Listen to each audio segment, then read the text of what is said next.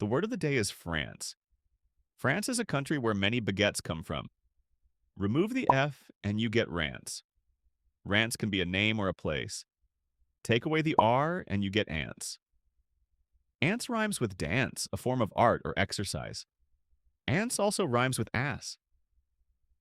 Let's be honest, your ass at